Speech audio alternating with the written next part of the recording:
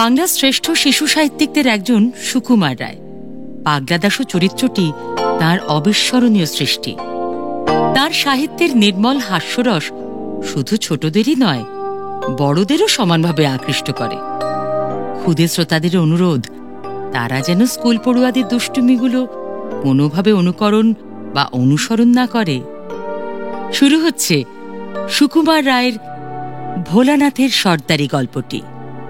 গল্প পাঠে বিশ্বনাথ বসু, শব্দগ্রহণ শুভজিৎ দাস, আবহ ও শব্দ নিয়ন্ত্রণ অরিজিৎ পাল, পরিচালনা সৌভিক সাহা। শুরু হচ্ছে সুকুমার রায়ের ভোলানাথের সর্দারি। সকল বিষয়ে সর্দারি করতে যাওয়া ভোলানাথের একটা ভারী বদ অভ্যাস। যেখানে তার কিছু বলবার দরকার নেই, সেখানে সে বিজ্ঞের মতো উপদেশ দিতে যায়। যে কাজের সে বিন্দুমাত্র বোঝে না, সে কাজেও সে চটপট হাত লাগাতে ছাড়ে না।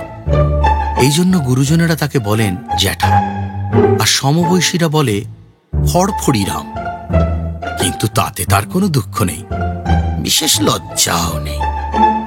সেদিন তার 3 ক্লাস ওপরের বড় বড় ছেলেরা যখন নিজেদের পড়াশুনো নিয়ে আলোচনা করছিল, তখন ভোলানাথ মুরব্বীর মতো গম্ভীর হয়ে বলল, ওয়েবস্টারের ডিকশনারি সবচাইতে ভালো। আমার বড়দা যে 2 ভলিউম ওয়েবস্টারের ডিকশনারি কিনেছেন, তার একখানা বই এতখানি বড় আর এমনি মোটা লাল চামড়া দিয়ে বাঁধানো।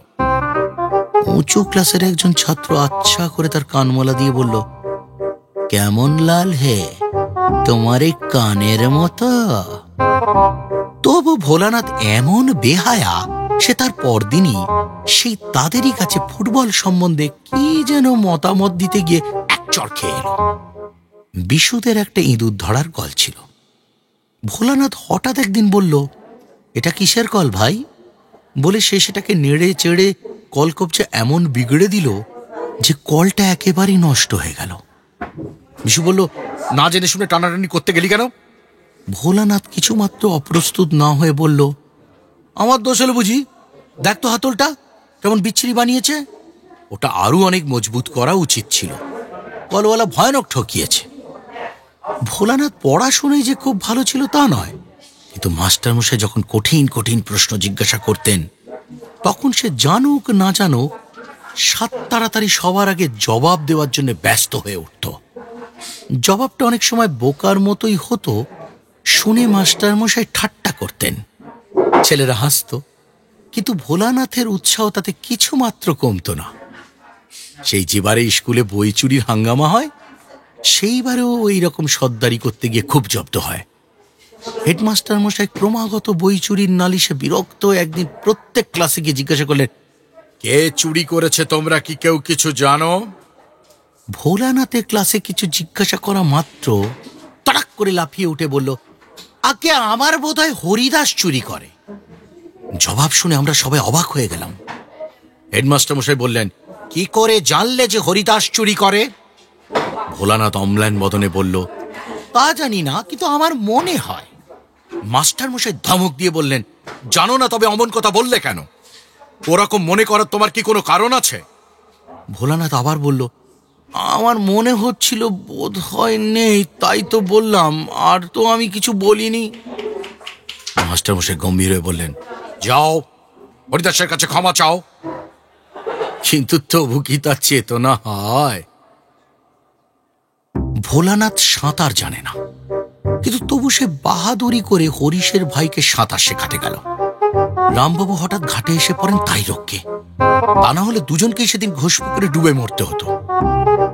কলকাতায় মামার নিষেধ না শুনে চলতি ট্রাম থেকে নামতে গিয়ে ভোলানাথ কাদার উপরে যে আছাড় খেয়েছিল, 3 মাস পর্যন্ত তার আঁচড়ের দাগ নাকের উপর ছিল। আর বেদেরা শিয়াল ধরবার জন্য যেবার ফাঁদ পেতে রাখে, সেবার সেই ফাঁদ ঘাটতে গিয়ে ভোলানাথ কেমন আটকা পড়েছিল, সে কথা ভাবলে আজও আমাদের হাসি পায়। কিন্তু সবচাইতে যেবার জব্দ হয়েছিল সেবারের কথা বলি শোনো। আমাদের স্কুলে আসতে হলে কলেজ বাড়ির পাশ দিয়ে আসতে হয়।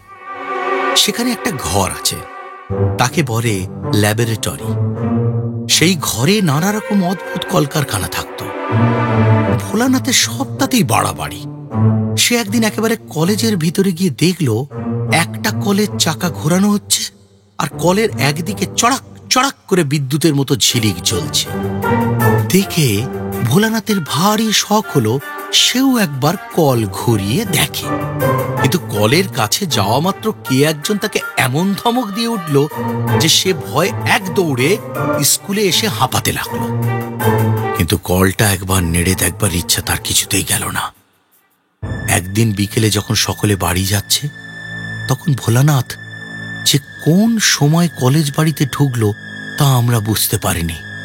সে চুপি চুপি কলেজ বাড়ির ল্যাবরেটরি বা যন্ত্রখানায় ঢুকে অনেকক্ষণ এদিক ওদিক চেয়ে দেখে ঘরে কেউ নেই। তখনই ভরসা করে ভেতরে ঢুকে সে কলকবজা দেখতে লাগলো। সেই দিনে সেই কলটা আলমারির আড়ালে উঁচু তাকের ওপর তোলা রয়েছে। সেখানে তার হাত যায় না।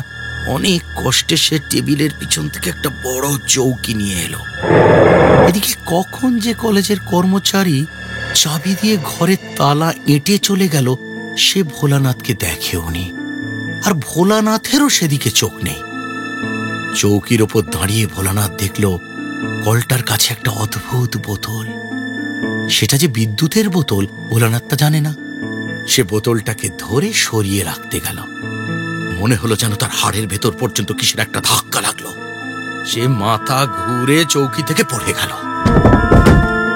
বিদ্যুতের ধাক্কা খেয়ে ভোলানাথ খানিকক্ষণ হতভম্ব হয়ে রইল।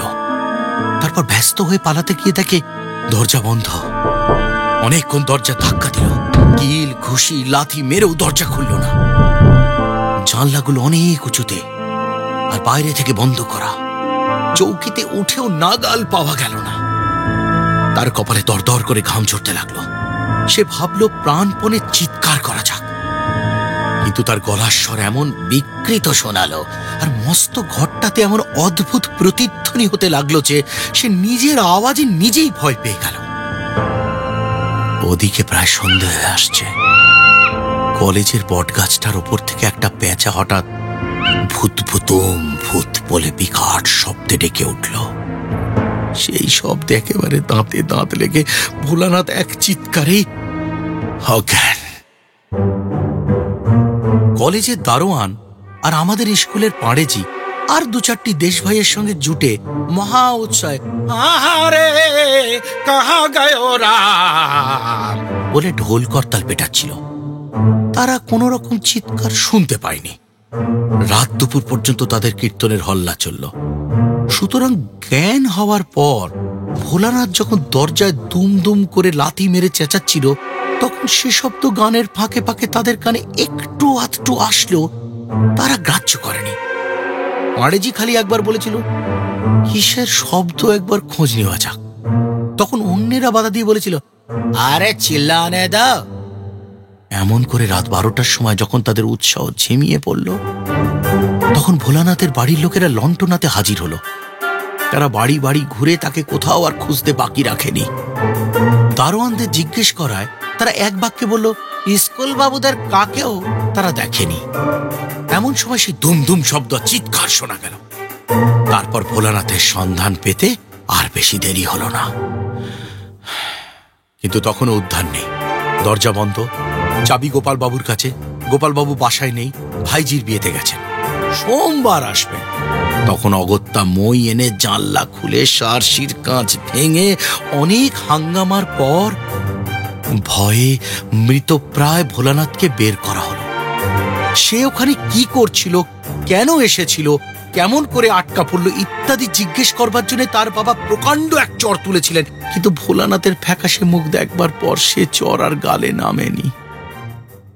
নানাজনে জেরা করে তার কাছ থেকে যে সমস্ত কথা আদায় করেছেন তা শুনেই আমরা আটকা পড়ার বর্ণনাটা দিলাম, কিন্তু আমাদের কাছে এত কবুল করেনি। আমাদের সে আরো উল্টে বোঝাতে চেয়েছিল যে সে ইচ্ছা করে বাহাদুরির জন্য কলেজ বাড়িতে রাত কাটাবার চেষ্টায় ছিল। সে দেখল যে আর সে কথা কেউ বিশ্বাস করে না, বরং আসল কথাটা ক্রমেই ফাঁস হয়ে পড়ছে। তখন সে এমন মুষড়ে গেল যে অন্তত মাস তিনেকের জন্য তার সর্দারি করার অভ্যাসটা বেশ একটু দমে পড়েছিল। শুনলেন সুকুমার রায়ের গল্প ভোলানাথের সর্দারি, এমন আরো অনেক গল্পের জন্য সঙ্গে থাকুন ক্লিক অ্যাপের।